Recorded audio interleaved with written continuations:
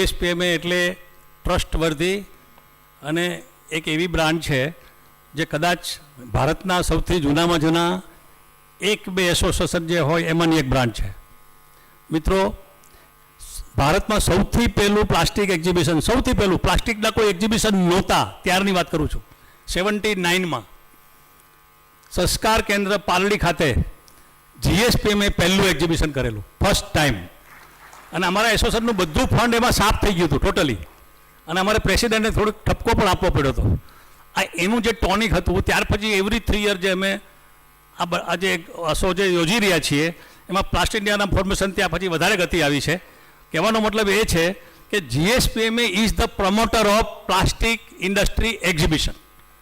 Number 2, corona ટાઈમમાં બધા એક્ઝિબિશનો બંધ થઈ ગયા હતા, બધી એક્ટિવિટી બંધ થઈ ગઈ હતી. ફર્સ્ટ ટાઈમ વર્ચ્યુઅલ એક્ઝિબિશન જો કોઈએ કર્યું હોય તો that was a GSPMA. It was a Plexpo, virtual exhibition. એ પ્લેક્સપો હતું. પછી પ્લેક્સપો ઇન્ડિયા થયું 2013, પછી પ્લેક્સપો ઇન્ડિયા થયું. તો પ્લેક્સપો ઇન્ડિયા થયા પછી પણ હું તમને કહું, આ 9મો શો છે.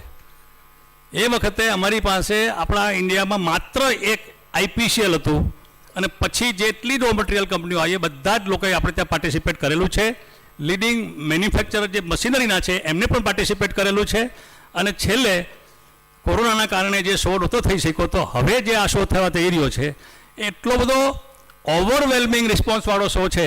કદાચ તમને નવાઈ લાગશે કે લોન્ચિંગ એટલે એક્ઝિબિશનનું બુકિંગ કરવાની શરૂઆત, પણ અમે એક્ઝિબિશનનું બુકિંગ 70% પૂરું કરી કાઢ્યું છે, પછી લોન્ચિંગ કરીએ છીએ. તમે જોઈ શકો છો બ્રાન્ડ નેમ ઉપરથી, લોગો ઉપરથી કે 70% બુકિંગ તો થઈ ગયું છે, પણ અમારા સ્પોન્સર્સ બધા બુક થઈ ગયા છે. એક પણ નથી, કદાચ એકાદું હશે તો ખબર નહીં, એડજસ્ટ કરીને થાય તો, બાકી બધા બુક થઈ ગયા છે. અત્યારે અમારું એમએસએમઈનું જે કેમ્પેન ચાલે છે, એમએસએમઈમાં હવે ગવર્મેન્ટ પાસેથી અમને કન્સેન્ટ મળી છે સબસિડી માટેની, એ કન્સેન્ટ તો મળવાની છે જ. એ ઉપરાંત અમને પાવર સબસિડી માટેનું પણ કન્સેન્ટ મળેલું છે.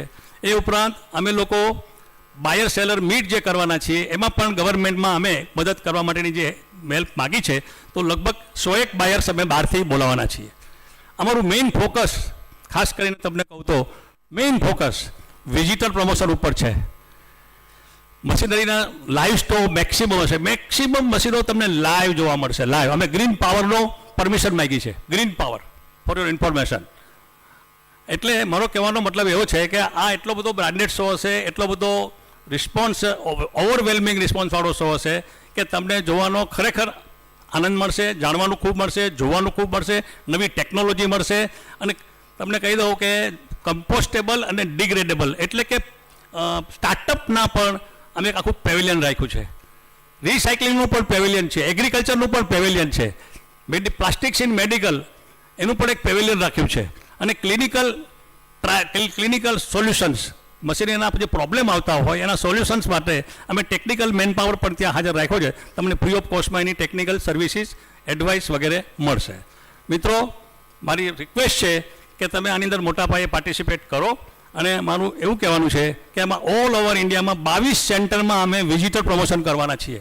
પર્ટિક્યુલરલી જે પ્રોડક્ટ બનતી હોય અથવા જે મશીન જે પ્રોડક્ટ માટે બનતું હોય એ પ્રોડક્ટના પરચેઝ કરનારાઓને, મોટા મોટા દાખલા તરીકે અમૂલ છે, અમૂલમાંથી હું પરચેઝરને બોલાવું તો પેકેજિંગવાળા બેનિફિટ થાય. ન્યૂ એન્ટરપ્રિન્યોર, જે લોકોને નવો ઉદ્યોગ કરવો છે એવા લોકોને હું વધારે બોલાવું. એવા જે છોકરાઓ હોય કે જે ભણીને બહાર નીકળી ગયા હોય, જેને કંઈક નવું કરવું છે, એવા લોકોને હું બોલાવું તો મશીનરીવાળાને વધુ ધંધો મળે.